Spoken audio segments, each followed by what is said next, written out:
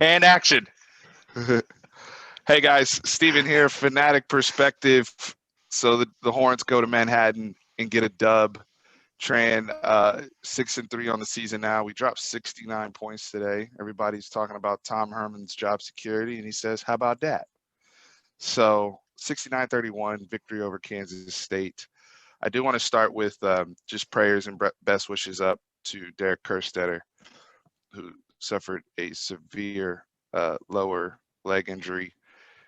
We did see the wonderful video just now of him in the locker room. So they did get him back into the locker room to sing Texas Fight with the team. It was an emotional scene. And Tom Herman did say he's going to fly back with them. And his parents were there. So we don't know what that means for his ankle, his leg, or whatever. But Tran, it was a welcoming sight to see him back with his teammates. Yeah. When they cut away during the actual incident, people were texting me, "Hey, is it his neck? Is it his neck?" And I was like, "No, I don't think so, because it looks like he's moving his neck up and down right now, and his hands are moving, and because they're blocking his legs. Like I didn't really see it, and I didn't want to watch it because I've had ankle and knee injuries, and those just tear apart my insides basically just watching it. It's Right. just sad. It's a sad thing to see. You want everyone to be healthy, of course, but this incidents like this happen in a contact sport, and that's the scary situation. I pray for a quick recovery for him. You do. And him being a senior, what was on the line, I mean, we know he did come into this game with a high ankle sprain injury. And there was a lot of talk this week. We did content this week about the opt-outs. Samuel Cosme, Caden Stearns, Keontae Ingram, whatever his situation is right now, it's kind of unclear, but we know Keontae Ingram had a high ankle sprain injury. Derek Kerstetter opts to play. And I commend him, and I'm proud of him as a Texas fan for going out there and competing and wanting to put his best foot forward. But it does make you wonder, putting yourself in that position with that type of injury that he had, if it was the same leg, which I don't have full confirmation on. I'm assuming it is, considering the nature of the injury. But it just stinks, and it also just provides perspective, at least for me, on why the guys that are in the unique opportunity to take advantage of certain situations made the decisions that they made. Um, you know, your future has to be your priority. I love my teammates. We understand loyalty, teamwork, all of that. But at the same token, you have to make certain decisions for the best, because Derek Kerstetter could potentially have to deal with stuff. Let's say he doesn't go to the NFL. He's going to have to, he may have to deal with medical treatment, things outside of, going through life. We've actually been having some conversations behind the scenes. I'm not going to go too much into it, of what some guys that are former athletes accumulating medical bills and certain things, they got ailments they have to deal with for the rest of their life as they move forward. So it's a lot to consider what these kids are putting themselves through. And so I just ask, even if you don't agree with the opt-outs and all that type of stuff, because we're not going to hammer that home anymore, just understand. That's all I ask. Just have an understanding of where people are coming from. I don't expect everybody to agree or Of course understand the not. business side of it. Of course not. Everyone has their opinion, and that's the thing. When people go over to, like, I believe you're 100% wrong. I'm like, okay, that's fine. I understand. I'm looking at it from a different perspective than you. We're not going to agree on 100% of everything that we talk about. I'm from a world where I played sports, and now I'm a family man. So my loyal, if we're With going into the, children. yes, Mhm. if we're going into loyalty if we're going to the loyalty argument, my family comes first. And if I have the winning lottery ticket, I'm cashing it in. That's what I'm doing. So that's where my head is at with this whole conversation. Best of luck. Prayers, all the good vibes going Derek Kerstetter's way. It was a wonderful football day for this team, and it was great to see him back in the locker room. But he does have a long road ahead of him in terms of recovery. When you see guys, we've seen Alex Smith just recently come back from a devastating injury. Us as Cowboys fans, Dak Prescott, and the difference is those guys have millions of dollars in the bank. Derek Kerstetter, as far as I know, does not. So it's going to be some work ahead for him. But again, thankful for his service and everything he's provided to this football team. Now, going into the game, we when we make the thumbnails each week, we typically make the thumbnails with who we think are going to be kind of the players of the game. And our thumbnail this week was Bijan Robinson and Deuce Vaughn of Kansas State. Yeah, easy. And and we had reasons for both. We knew, kind of, hey, with us trying to really, if the mindset from our view is looking at what do we have for 2021, well, Bijan needs to be at the front of the list, right? In terms of not just evaluating, but getting him revved up.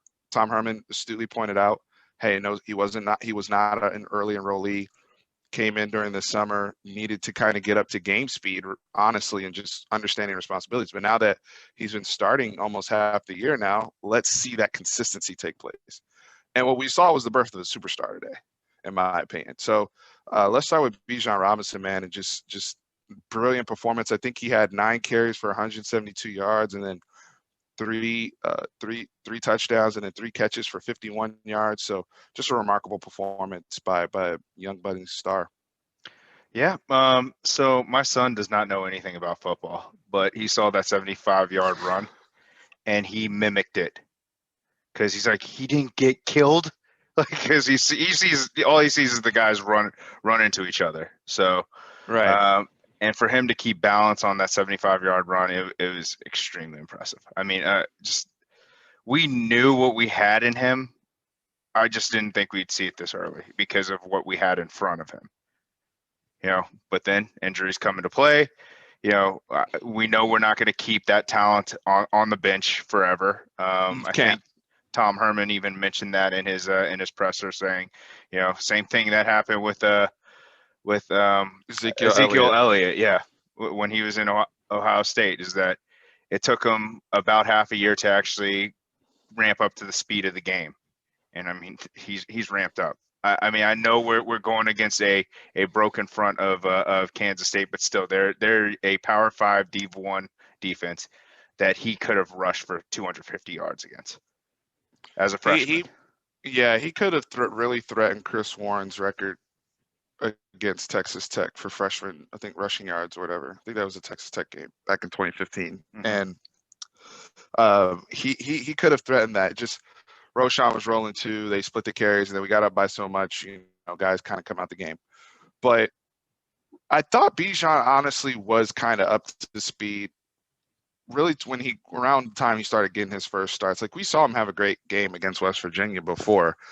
He played, he had the most opportunities or most snaps amongst the running backs against Iowa State. Like, he's been playing. I think the issue that was, for me, it was kind of after the Texas Tech game, because people forget that was kind of his welcome to the college football moment. He tried to jump. He almost broke his neck against Texas Tech, mm-hmm. and then he had to sit for a little bit, right, and kind of recalibrate. I think after that, when he kind of got reintroduced to everything, he was ready. He's been ready to ball, is my point. I think what slowed him down and everyone else has really been the offensive line issues. It's been getting hit in the backfield, whether it's him or Roschon or Keontae. Like, there just has not been enough space to run. The play calling being shoddy, them relying so much on Sam Ehlinger running the football. And then at times, I mean, there's been so many times where Bijan Robinson's been in the game and he's been a lead blocker for the quarterback, right? So it's a combination of things. And I think today with them kind of finally mixing up the offensive line, some out of necessity with Samuel Cosme being gone, but also seeing, hey, Jake Majors is apparently ready to play, right? And so let's see Derek Kerstetter move back to his more natural position at right tackle. I think that just naturally opens up everything else in terms of level of comfort for people. Christian Jones goes over to left tackle. We see Carrick later today. Like, they just had, like, there was his first touchdown run, Tran, he didn't get touched on the speed option with Sam Ehlinger. He didn't get touched. He walked into the end zone.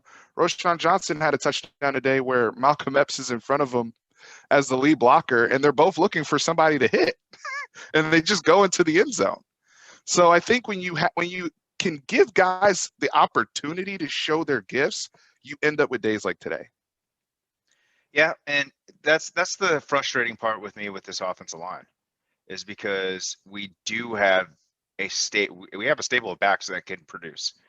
Even when Keontae is there, and he was starting, he's a reliable back that can put up yards. And when he's healthy, we saw what he can do against big time competition. Running the ball, I think, is a lot easier than actual pass pro, to tell you the truth, in some ways.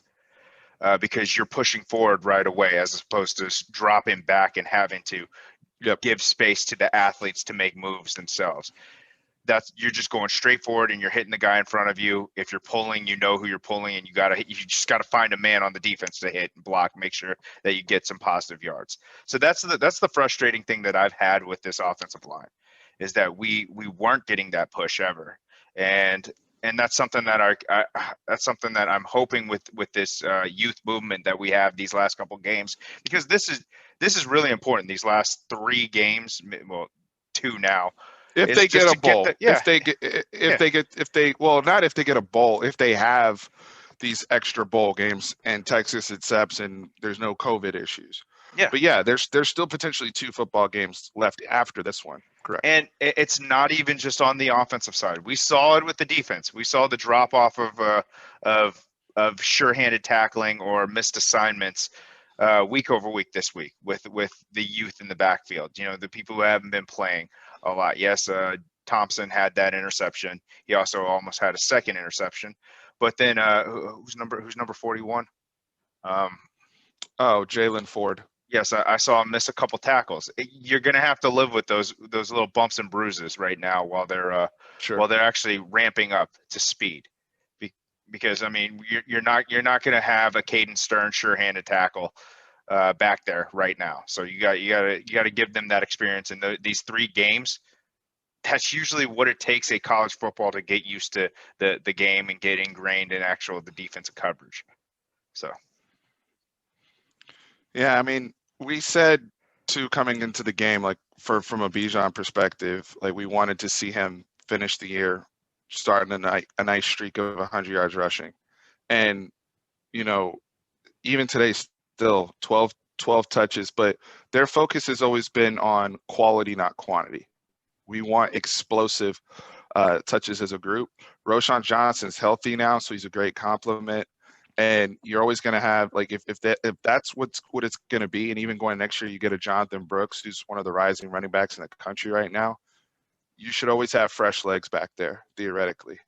And those guys, all they need is a little bit of consistency with that line, and it will open up everything else, because we actually got aggressive. I actually like the game plan coming out to be aggressive in quick game.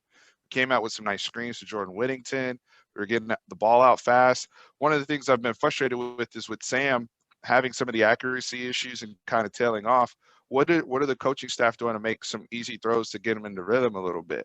Today they actually did that. Like, he started out, I think he's hitting his first 7 of 8 passes, but they were all very, very high percentage throws. And just more so, like, I felt like conceptually today it was more so, let's just give people the ball in space and let them do their thing. And that's how we should have been operating. Like, today was, like, as fun as it was fun watching the team, and credit to the staff and the players for being professional, because they were ready. They were ready. They were ready. That was the biggest thing. We had no idea what was. Yeah. Mm-hmm. We had no idea what was going to show up. Yeah, with all the distractions going on. So they were ready. But I think it's also painful, because it's like, what could have been? And some of it is injuries. Jordan Whittington has not been healthy. Jake Smith has not been healthy. I get it. Both of them look great today, by the way. But then it's also like, why does it take us so long to get Malcolm Epps back in the game and getting opportunities, or some of the rotations we saw with the RPO stuff on a consistent basis to Brennan Eagles, which we don't always hit on, but just the play calling, like, why does it take us so long to implement all these people, to see them on the field, at the same time? And that's a what if for me. Why Kerstetter aside in terms of the injury? Because we do know he came in, like we said earlier, he came in with the ankle injury to begin with. But when the offensive line had been struggling, I understand waiting a few games to see if there's some cohesiveness or if something gets better. But at some point, Herb Hand, maybe we got to move Derek back to right tackle. Just because we now know we got some dogs back there in the backfield, we need to get things going in the run game. I would have liked to see a game this year with Samuel Cosme at left tackle and Derek Kerstetter at right tackle. Now, that could be because Jake Majors, they wanted to be 100% sure before they were comfortable putting him in the game, but we'll never know because he looked like he could play today. I didn't see any issues from the center. No. So, and now I don't want to see anybody else in that center. Jake Majors, that's your job now. That's his job. Let's roll with it, right? So, I wish we could have started that earlier when Sam Cosme was here, and then just moved Derek Kerstetter back to right tackle. At least try it. You know what I'm saying? So, what could have been? Defensively, you said it Deuce Vaughn was out there looking like Darren Sproles.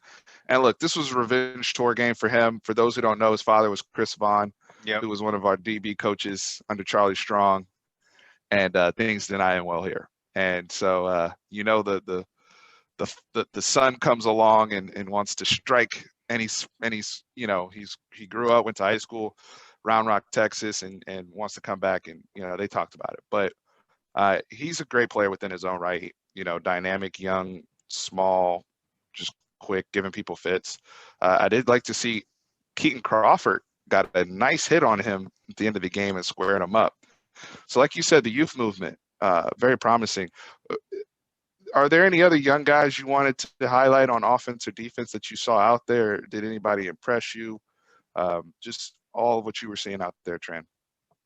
I mean, Jarian Thompson, he seems to have a knack for the ball. Honestly, instinctively, just so far. This is just the first game, of course. Things could change. It just might have been the right place, right time. Didn't really see much of Tyler Owens.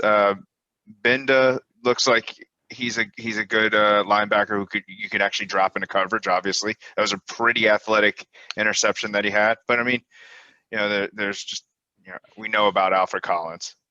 He was there making plays. Yeah, he made a play. Yeah. He made a nice play on the sideline. Going back to David Benda, confidence builder. Jaren Thompson looked prepared, looked ready to play. Mm-hmm. And this is what we were talking about. Like, okay, Caden Stearns has moved on. Now I get to see what I got. Let's see what you look like with full reps in practice now, young guys. Let's see because Tom Herman said in the presser that they knew he'd been practicing well for weeks, but we want to see if it's now going to carry over into a game. And he made some mistakes and missed some tackles, but overall it did. He basically gave us 7 points. Exactly. That pick, I think he returned it to the 3 or something like that. But I mean, it's a 10 to 14 point swing technically, if you think about it in retrospect. So I mean, he gave us points. So he played great, and he also had one that he probably should have had another pick where he actually baited. They tried to throw a little crossing route, and he read it perfectly, and he just dropped the pick. But him. Will Howard was all over the place today. He was not good. Not good. I know you got to look at it also from a perspective of how all the people who actually produced today were basically underclassmen. Deshaun Jameson, another great punt return. I mean, he may be one of the top punt. Is he a junior or a sophomore? He's a junior. He's a junior. So, okay, never mind. Yeah, so. but still, to your point, man. I mean, his patience in the return game of how he lets his blocks develop, and then the way he's able to accelerate. I have to second that, because I even texted one of our mutual friends, Bo, that I was like, just the way that he waited forever. There's 3 people behind him when he caught one of the balls, or right next to him, and he just waited to go for it, and then he just exploded once he saw that. His just acceleration is is amazing. I don't know what his top end speed or his 40 speed will be, but to get to the top end speed, he's probably one of the fastest on the team if you have to put it on there. So he got tackled at the 6-inch line, getting ready to tie Jordan Shipley's record, man. Now he overall has a better kick return average, yards per return, but he was right there, man. How many returns did he have this year that got called back for some nonsense? I can count 2. I know 2. There's one in the he's one of the best return guys in the country. And yeah, so I think our pick for our special teams player of the year or returner of the year for Big 12, I think we're pretty safe with him. Has anybody else been snapping off? Because I know K-State's guy has one. Marvin Mims on Oklahoma has been pretty good. I honestly don't know, but I know our guy has been terrific this year. The only thing I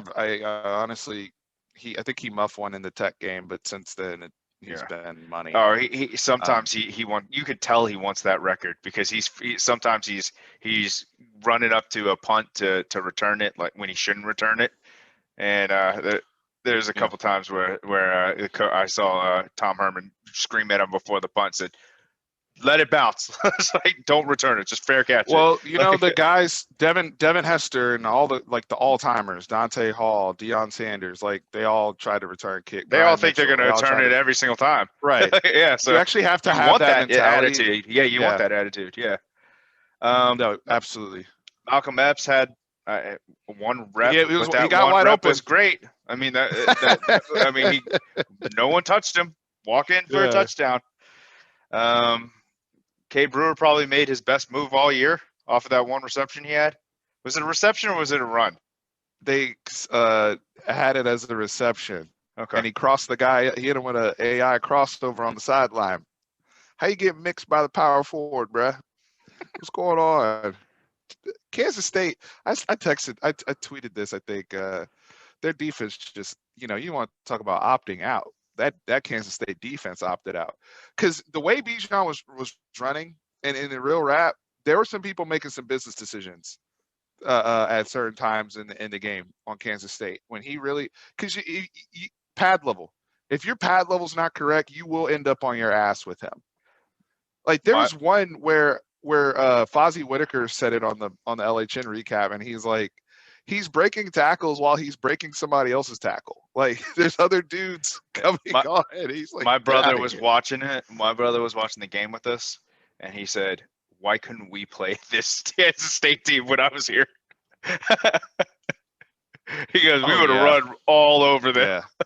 Yeah, your brother. I think that was around the time Darren Sproles was there, and L. Roberson and those guys. Yeah, it was Darren Sproles. He played Darren Sproles one time, and he says we almost gave him the Heisman that year. So there's that. It's interesting with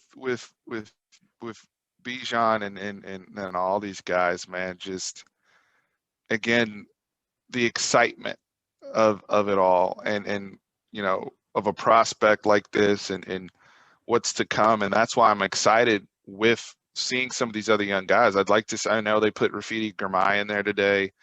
Mm-hmm. I'd like to see Tyler Johnson potentially play next week. But what I was going to get back to, though, another point I wanted to make on this video, we needed a game like this before Iowa State, I felt like. We needed a get-right game. And that game was supposed to be Kansas. It was scheduled. COVID happens. No excuses. Iowa State beat us. Hats off to them. They're going to go to the Big 12 championship game, and it's deserved.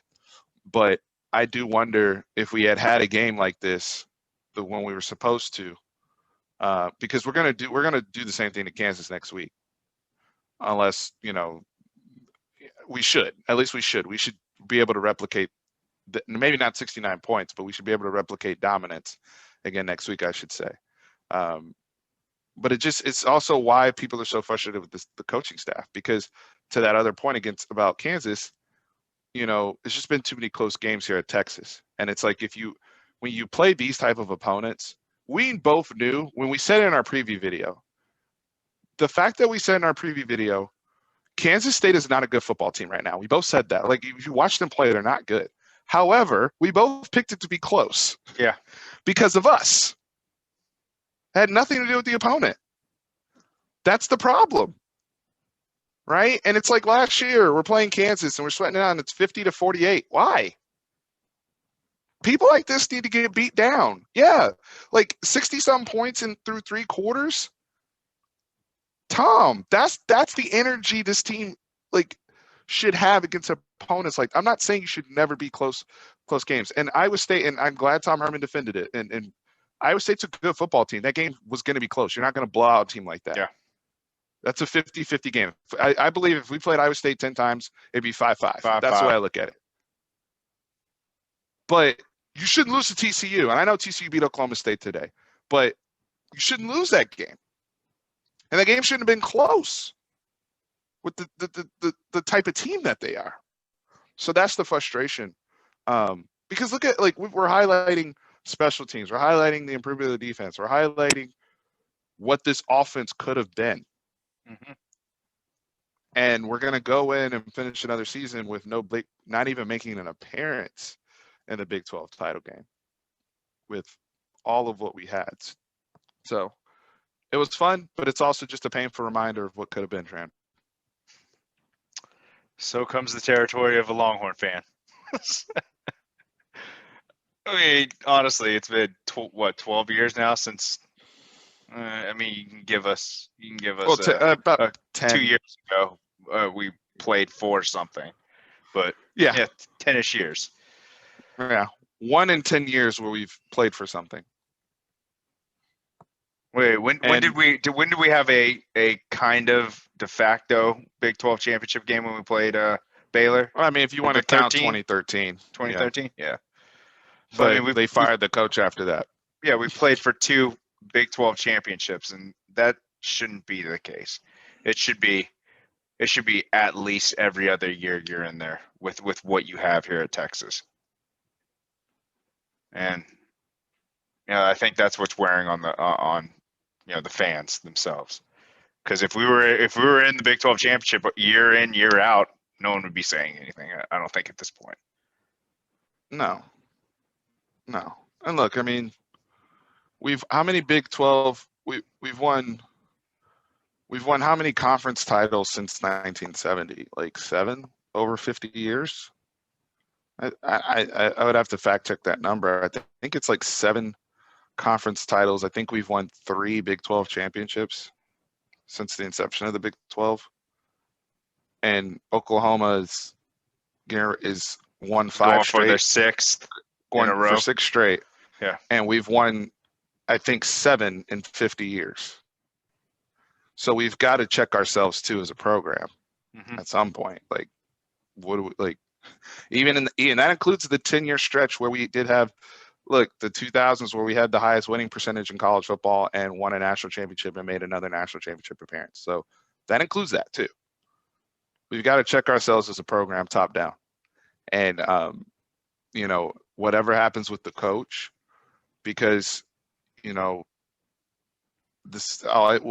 end the video here. I mean, it's going to be a lot of talk this week about Urban Meyer and, if he's going to be the guy and what's happened and all the rumors and, the ball's in his court, blah, blah, blah. If it doesn't work out and we don't know where I'm not going to speak on whether it's leaning one way or another, but if that doesn't work out, there's not a consensus plan B. They said they have people that they identified, but I haven't heard, and I've yet to hear a name in terms of a plan B where I'm like, okay, that's a great upgrade. I haven't heard the name. Yeah. Honestly, where it's worth getting rid of what we've built up with Chris Ash and Mike, and even what I want to see from Mike Yurcich with a real offseason. And I know, Steve, you can't keep Tom Herman another year, even if we don't get Urban Meyer, because you're going to screw up recruiting. But if you don't get Urban Meyer and you bring in somebody else, like, is that really going to pick up 2021 at this point? Is it? So we've got to me, that's already 2021 already is what it is. I mean, 2022, yeah, there's still time, this isn't me advocating to keep Tom Herman or either or. I'm just saying, if you don't have a plan B and it's really Urban or bust, you better get Urban Meyer, or else I don't see why you should fire the coach. That's my point. No, I don't know how you feel on. I agree with you completely, and you and I have talked offline about this. I think that if you don't get a sure thing, hold off until you can. Just hold. Yeah. Because just hold. If we're just going to trade off and have to pay a coach almost $20 million just to say, hey, there's the door, and then get a coach that replicates the same exact thing that we're going to get next year, that's just a waste of money, honestly. And, honestly, no, you got to also think of it. You got to think of it from the institution perspective as well. It's going to piss off the teachers who are having to take pay cuts or who got furloughed during the COVID season. And then they're just tossing a ton of money at the football program. I know Texas football brings in $150 million to the school. But why waste that money economically? Why? For the same results. Because they're upset about how Tom Herman handled the Eyes of Texas. They're upset of what stances he took, and then the fact that they still didn't win. See, once he went hard body on certain stances and he didn't win, it's now we don't like you. Because some of this energy, I mean, is it all win-loss stuff, or is it like we really don't ride with you politically and all that type of stuff? And that's also a whole very, very complex argument. But like, there were people that wanted him fired after Oklahoma. From articles that have come out over the last few days. There are a lot of people that wanted him gone after Oklahoma. So all I'm saying is, and this is why on this channel we haven't talked a whole lot about it, because I've always been a proponent, and you as well, of let's let the whole season play out. Let's let the whole season play out. If you can go get Urban, I agree. If you can get a coach, as much as I dislike Urban Meyer personally, I really don't like the guy. You can't underestimate but I know his ability. He's a proven right. The resume speaks for itself. He's a top 2 coach. The only person I would put above him is Nick Saban. So if you have an opportunity to make that type of move and get the Phil Jackson, so to speak, then you do it, assuming everything checks out. But if you can't, like, I need another name that's better than some of the names that are being thrown out here to replace somebody, just because now it's like it doesn't make sense from some of the other angles I'm seeing. And Tom has to be held accountable. This isn't, again, not letting him off the hook. Too many close football games. Mm-hmm. Not dominating this conference. Like, that's what you get paid for, right? And like, developing players, like, they need to do a better job of also highlighting and defending the guys they have developed, because they're gonna have another year where we have fantastic defensive line play, so to speak. Like, we've had multiple people in his regime win defensive lineman of the year. Charles Omenihu, Poona Ford. You might, if they give it to Joseph Osai or whatever, like Malik Jefferson's won Big 12 Defensive Player of the Year. You've had, guys like Deshaun Elliott be up for the Thorpe Award. Like, we've had people all over the place, but for whatever reason, they're not getting that notoriety, credibility, and they've got to do a better job of publicly broadcasting and promoting that, and pushing back against the media when we do talk about some of those development things. Like Moro Ojomo, look at him today. Like, every week, Moro Ojomo makes a play. Yeah, I mean, he makes a play every single week, and nobody talks about it. That guy's gotten better since he's gotten to Texas, but it needs to be highlighted. Like, Oscar Giles is doing something right over there. Overshown. He's turned into a physical force. Yes. Not just a coverage guy, finesse guy. He's playing the run, and he's laying the wood on people. They gotta defend themselves better than what they're showing me, man. I agree with you. Overshown looks great now. Mm-hmm. They're also, like, they've done a better job of covering up some of these people's weaknesses and putting them in positions of strength. But then you also, like, at the same token, it's like, you can't lose to TCU, Tom. 2 years in a row. You can't. You can't lose to Maryland twice. Yeah. Like, let's really dig. Like, there's stuff on both sides of this. Like, you can't lose those type of games. If he was winning if he was hitting all the bunnies, and it's like, then it's because that kind of happened with Mac Brown at one point in time where he was winning all the games he was supposed to win, and he just couldn't beat Oklahoma. He was losing to OU. Like, people weren't like, we need a fire. At least I know I was a lot younger, but the energy wasn't like we should fire the coach. It's just like, can he win the big one? But we go into these games, and I'm over here picking Texas 20-17 because I'm like, I don't know if they're going to be ready to play against Kansas State today, even though we already know they're bad. That's a coaching problem. Yeah, 100%. So he has to fix. If he doesn't fix that, he's not going to be here long term, whether this year or moving forward. I think he's run out of rope, though. I mean, like, honestly, at this point, I do. I mean, that's all that we hear, and when we're not. And I think silence is deadly when it comes to an athletic director, because I haven't heard anything from CDC. So speaking of CDC was at the game. Good for him. He was at the game, and he was in the lock when Derek Kerstetter came back in there. CDC was standing right behind Tom Herman in the locker room, and everybody was singing. So I don't know if they were ready to cut ties today or tomorrow or I don't know. That's what's so it's the soap opera that never ends as a Texas fan, because we're not now we're going from talking ball to talking employment, right? And who's here, who's not.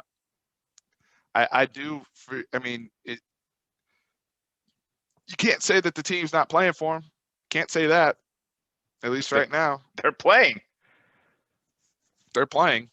Like, they showed up. And I think and that was a question of mine. Yeah, that was a big question for both of us, is that, are they going to show up? This will say a lot. I think that's what we said on the video, the pre-video, was like, this will say a lot about the team if they come out to play. And, you gotta put some respect on that he got them ready to play this game. I know it's Kansas State right now, but historically, Kansas State has owned us in Manhattan. I think we're 2-7 there. 3-7 now. And two of those we've won the last two.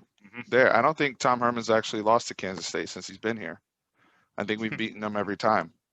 But he's lost to. But he's lost twice. But then he's lost. Yeah.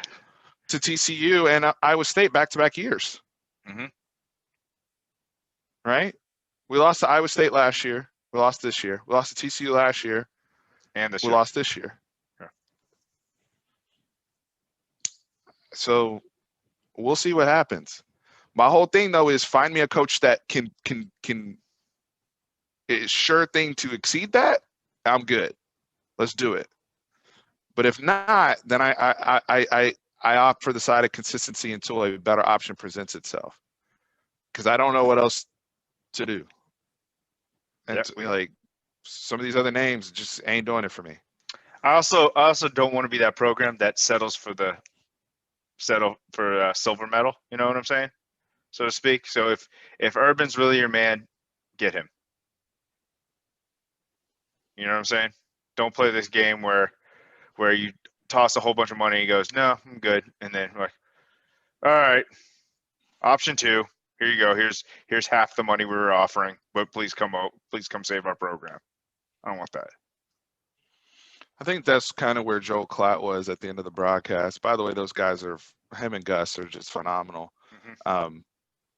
And yes, I disagree with Gus's take on opting out, and he's got the old head stuff, and we'll adjust that more later, because we got into it on Twitter as well with some of the old heads. And of course, I respect you guys. Y'all just look at it at a very different lens than, some of the younger folks. But Gus is one of the old heads. And it's funny because Joe Klatt actually made fun of him being an old head later in the broadcast when he was talking about the internet.